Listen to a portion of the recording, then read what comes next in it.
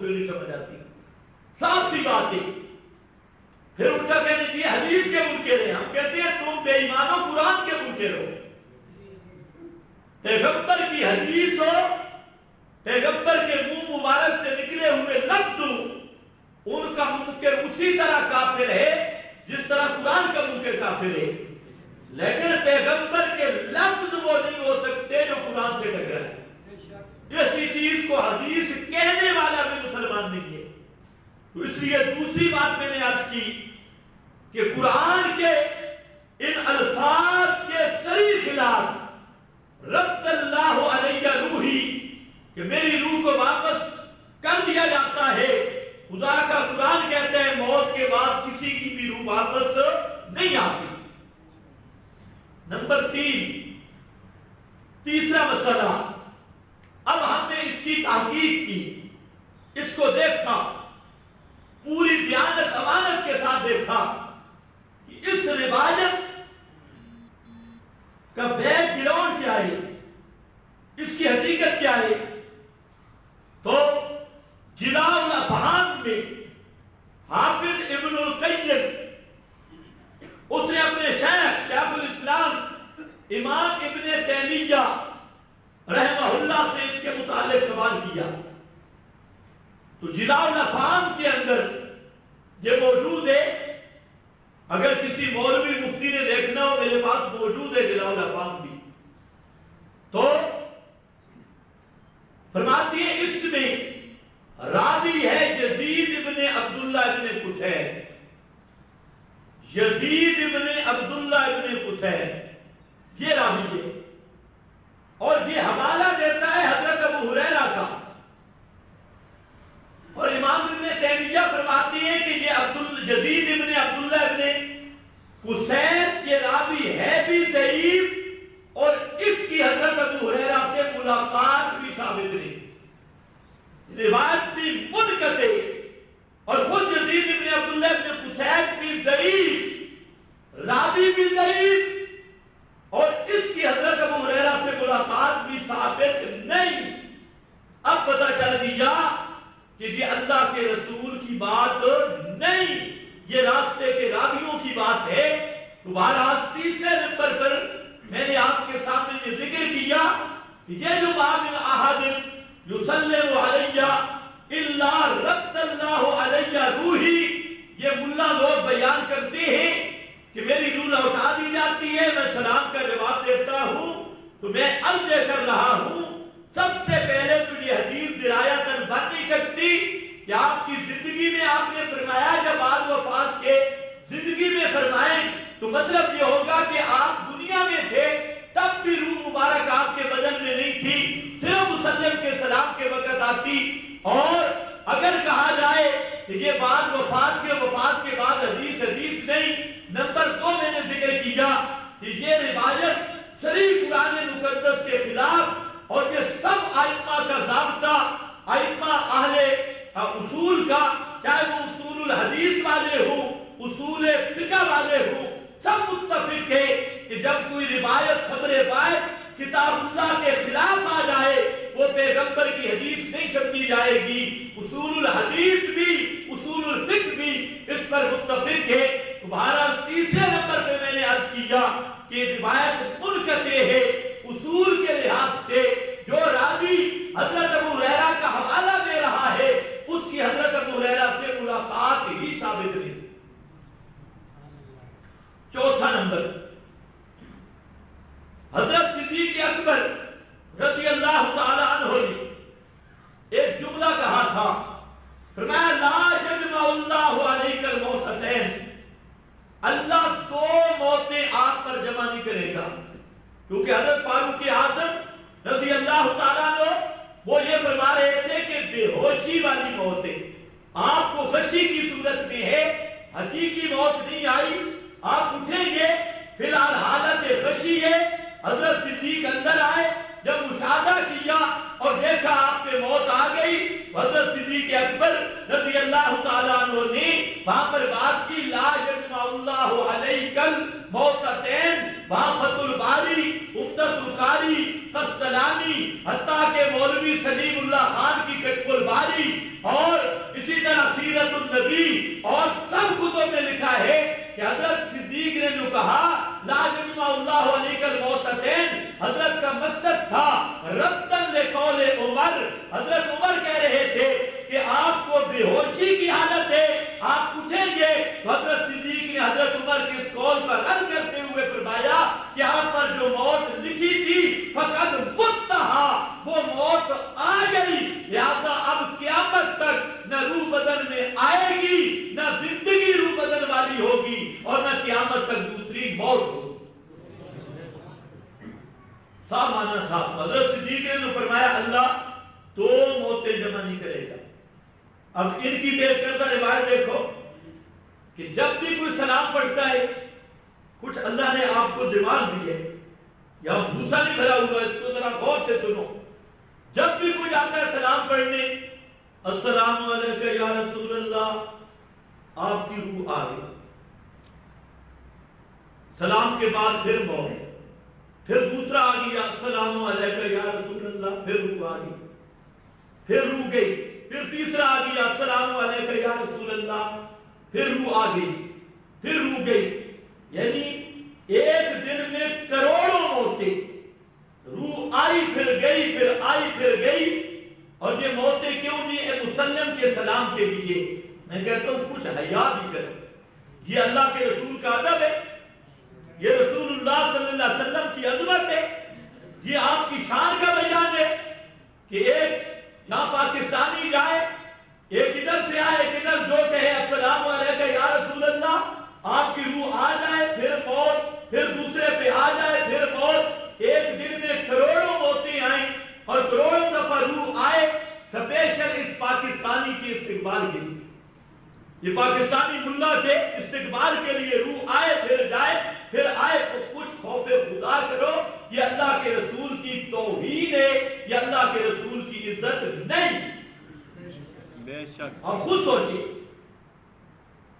ہر سلام کرنے والے کے سلام کے جواب میں ایک موت آ رہی ہے، روح آ رہی ہے، پھر جا رہی ہے، پھر آ رہی ہے، پھر آ رہی ہے، پھر آپ کے روزہ اقدس پہ شیعہ بھی کھڑا ہے، قادیانی کھڑا ہے، اور عمران خان بھی کھڑا ہے، نواز شریف کھڑا ہے، مشرف کھڑا ہے۔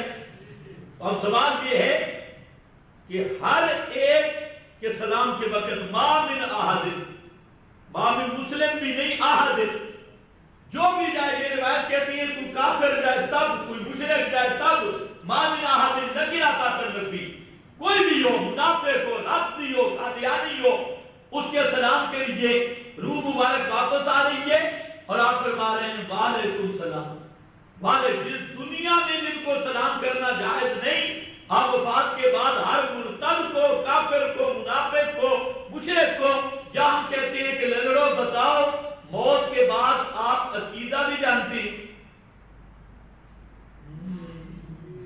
مولانا سرفراز صاحب نے لکھا ہے، اس نے کہا کہ تم کیا پوچھتے ہو، وفات کے جو آپ کی قبر پہ جاتا ہے نا، آپ نیتیں بھی جانتے ہیں، دلوں کے خطرات بھی جانتے ہیں، سفر کے حالات بھی جانتے ہیں۔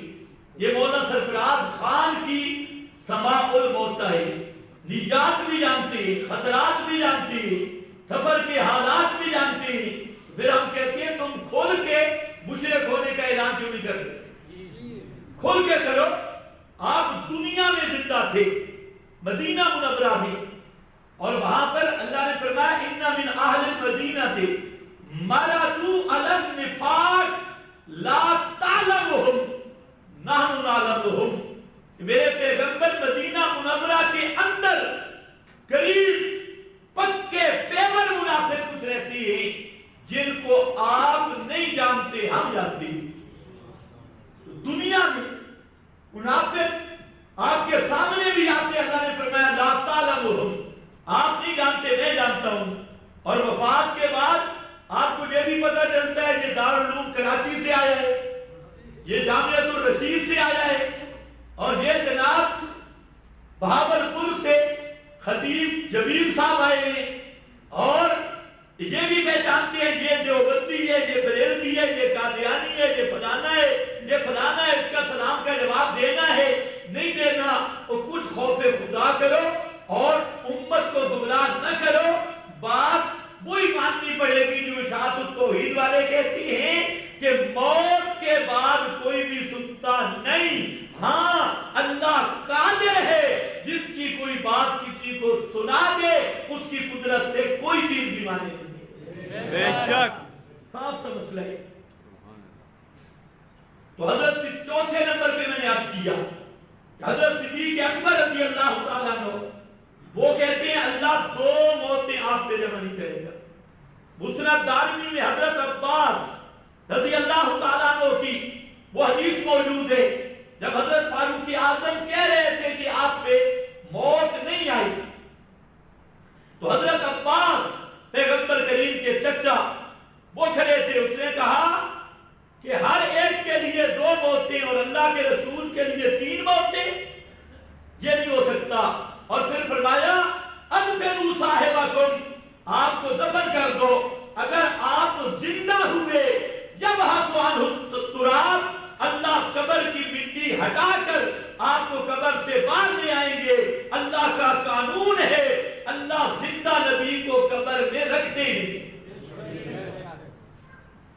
اب ہر مسلم کے سلام کے وقت روح آئی، آپ زندہ، حضرت عباس کہتے ہیں اللہ 3 موتیں نہیں جمع کرے گا، 2 موتیں ہوں گی، تو یہاں کروڑوں موتیں آ رہی ہیں اور پھر زندہ بھی ہیں اور قبر کے اندر، اور حضرت عباس صحابہ کے مجمع میں کہہ رہے ہیں کہ اللہ زندہ نبی کو قبر میں نہیں رکھیں گے، اگر اللہ کے محبوب زندہ ہوئے جس طرح فاروق اعظم کہہ رہے ہیں تو یبحث عنہ التراب، اللہ مٹی ہٹا کر پیغمبر کو باہر لے آئیں گے، کیونکہ اللہ زندوں کو قبر میں رکھتا نہیں۔ صاف مسئلہ۔ اور 5ویں نمبر پر اسی روایت میں گفتگو کر رہا ہوں، 5ویں نمبر پر اس روایت کے علماء نے 15 معنی بیان کیے، 15 احتمال، اور سب مولوی پڑھتے ہیں اذا جاء الاحتمال بطل الاستدلال، جو محتمل چیز بن جائے اس سے استدلال نہیں ہوتا۔ تو 15 معنی احتمال ذکر کیے، اور وجہ یہی تھی جو میں نے ذکر کی کہ اس روایت میں جو اشکال ہو رہا تھا تو 15 معنی علماء نے بیان کیے، ان میں بعض معنی بالکل صحیح بھی ہے، ان کو مان لو۔ سیوطی جیسا آدمی وہ ماننے پہ مجبور ہو گیا، ابن حجر نے بھی لکھا اور فرماتی ہے کہ جہاں روح کا معنی یہ روح نہیں، روح کے 3 معنی ہیں، ایک روح جو بدن میں ہو جس کے ساتھ حیات قائم ہوتی ہے، اور دوسرا روح قرآن یہ بھی روح ہے، اور تیسرا روح کا معنی ہے رحمت اور ثواب۔ تو سیوطی نے جہاں لکھا الحاوی الفتاوی میں اس حدیث کا معنی یہ ہے کہ جب بھی کوئی سلام پڑھتا ہے، جہاں سے کوئی سلام کرے، اللہ رب العزت اس سلام کو قبول کرتے ہیں اور اس کا ثواب مجھ تک پہنچا دیتی ہے، اس کا ثواب مجھے پہنچا دیتے ہیں۔ اسی روایت کا معنی الحاوی الفتاوی میں سیوطی نے کیا۔ یہ وہ پہلا دھوکہ تھا جو خود بھی ان کو لگا ہے، دوسروں کو بھی دے رہے ہیں۔ تو اس روایت میں نبی کریم صلی اللہ علیہ وسلم کے 6 نمبر بھی سن لو، روایت کے سارے الفاظ دیکھ لو، اس میں سما کا لفظ بھی کوئی نہیں ہے، ایک لفظ بھی نہیں اس روایت میں کہ میں سنتا ہوں یا رسول اللہ صلی اللہ علیہ وسلم قبر پہ سنتے ہیں، ایک بھی لفظ نہیں۔ اگر کوئی مولوی ایسا لفظ دکھا دے کہ فلاں لفظ کا معنی اور ترجمہ یہ ہے کہ رسول اللہ صلی اللہ علیہ وسلم سنتے ہیں، جس کا ترجمہ یہ بنتا ہے، وہ منہ مانگا انعام وصول کرے، لیکن پوری روایت دیکھ لو، یہاں پر سننے کی بات ہی کوئی نہیں ہے۔ دوسری روایت جو ان کے لیے باعث ہے دھوکے کا، وہ اس کے ایک پہلو پہ میں نے گفتگو پچھلے کئی جمعے پہلے کر دی ہے۔ وہ ان تک پہنچ گئے. من صلی علیہ عند قبری سمیتہ. اب ایک چیز انہوں نے مان لی کہ یہ راوی جو ہے محمد بن مروان، اس روایت کا معنی بھی جو قبر پہ سلام پڑھے درود پڑھے میں سنتا ہوں، دور والا پہنچایا جاتا ہے. یہ ایک روایت ہے. لیکن میں نے آپ کو بتا دیا کہ اندہ قبری، پہلے اندہ کو متعین کریں گے کہ اندہ کس چیز کا نام ہے. اندہ قبر کا کیا معنی؟ اندہ قبر اندہ قبا میں، اور جو عقیدہ بھی مبہم، دلیل بھی مبہم. دلیل کے لیے ضروری ہے دلیل کا قطعی ہو اور واضح ہو. اور جانتا مبہم، اندہ کا کیا معنی؟ بنگلہ دیش کی نسبت پاکستان والے اندر قبر ہے، پاکستان والوں کی نسبت ایران والے اندر قبر ہے، ایران والوں کی نسبت عراق والے اندر قبر ہے، آخرت والوں کی نسبت دنیا والے اندر قبر ہے. تو اندہ کا کیا معنی؟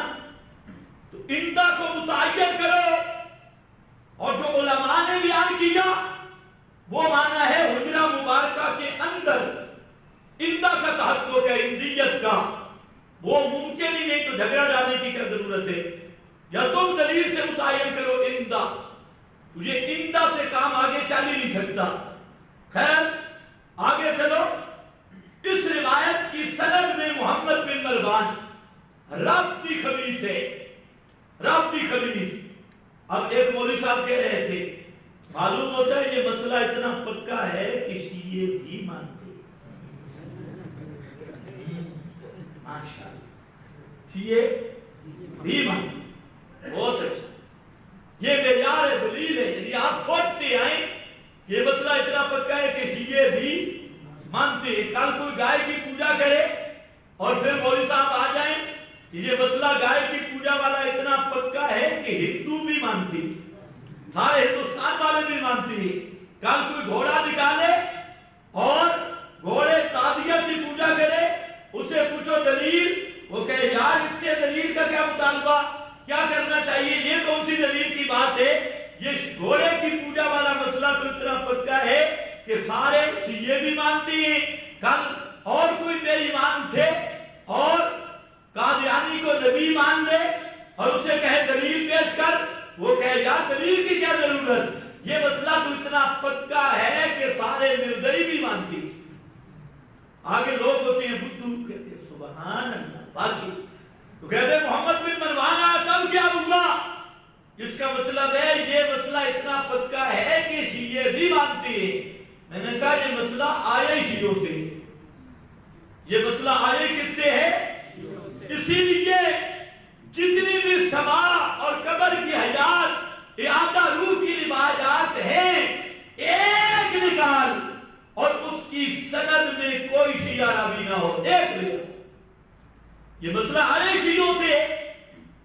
خیر اب اتنی بات تو مانی کہ باقی یہ رافضی ہے، یہ بے ایمان ہے. اب انہوں نے ایک اور دھوکہ کیا، اور وہ یہ کہ اس کی ایک اور سند ہے، سند ہے اس میں محمد بن مروان نہیں. یہ بھی جھوٹ ہے، یہ بھی جھوٹ ہے. علامہ ابن عبد الحادی جیسا نقاد اس نے لکھا ہے یہ جو دوسری سند کی بات کر رہی ہے ابو شیخ بادی خطا فاحشن، یہ واضح بکواس اور نری خطا اور نرا خطا فاحشن، نری غلطی ہے. تفرد به محمد بن مروان، اس کا راوی اکیلا محمد بن مروان ہے. یہ دوسری سند یہ جو پیش کی جا رہی ہے یہ خطا فاحشن، یہ واضح خطا ہے. اور فاحش کا معنی ہوتا ہے بے حیا. یہ کام بھی ہے بے حیاؤں کا پیش کرتا، خطا فاحش. پھر تیسرے نمبر پر وہ ابو شیخ، اس نے امام ابو حنیفہ کو بدنام کرنے کے لیے بہت سارے خواب ذکر کیے. مصالح ابی حنیفہ یہ ابو شیخ ہے، اور ذرا اپنے گھر کی خبر لے نصرت العلوم سے شائع ہوا. امام ابو حنیفہ رحمۃ اللہ علیہ کا دفاع، اور اس میں صاف لکھا کہ ابو شیخ یہ خود ضعیف راوی ہے. جس ابو شیخ پہ تم ناز کر رہے تھے نصرت العلوم اور قابل اعتماد نہیں. پھر کسی طرح میں ایک راوی عبد الرحمن ابن احمد العارض دنیا بھر سے 14 صدیاں تمہارے سامنے ہیں. اگر تم نے خامخواہ کا فرات اور بددیانتی نہیں، تمہارے سینے میں کچھ بھی اگر دیانت امانت موجود ہے، عبد الرحمن بن احمد العارض یہ وہ راوی ہے کہ کسی نقاد محدث نے، کسی ایک نے بھی اس کو ثقہ کہا ہو، لاؤ ہم تبصرہ کرنے کے لیے تیار ہیں. ایک بھی کسی نقاد محدث نے اس کی ثقہ بیان نہیں کی. اور دونوں سرفراز نے لکھا ہے اللہ تعالیٰ نے ہمیں اس بات کا مکلف نہیں بنایا کہ ہم اپنا دین مجہول راویوں سے دیں. یہ راوی مجہول ہے. عبد الرحمن ابن احمد العارض مجہول راوی، اور مجہول راویوں سے عقیدے ثابت نہیں ہوتے. دوستوں بزرگوں، عقیدے ثابت ہوتے ہیں متواتر حدیث سے. کوئی مولوی جرأت کرے، دیگے مارنے کی ضرورت نہیں، اپنے سٹیج پہ کھڑے ہو کر اس حدیث کا تواتر بیان کر، تواتر کی تعریف کر کے اس پہ متفق کر کے لکھا. خدا کی قسم تیری اس روایت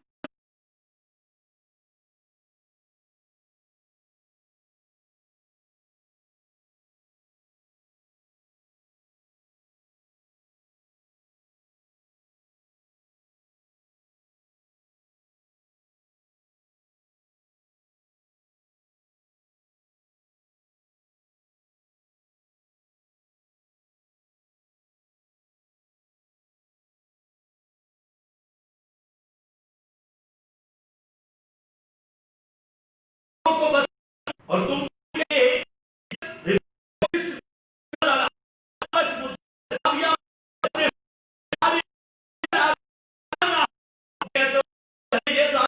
اپنے آپ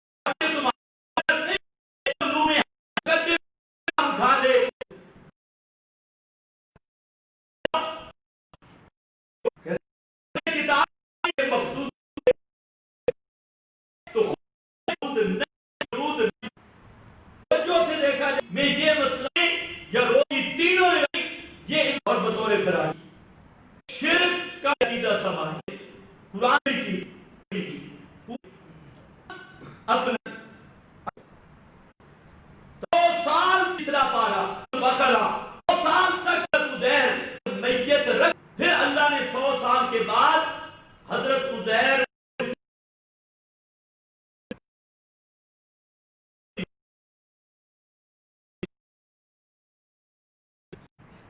گرمیاں 100 دفعہ، بہاریں 100 دفعہ، خزائیں 100 دفعہ، اور راتیں صبح شام بارشیں گرم، اور فرمایا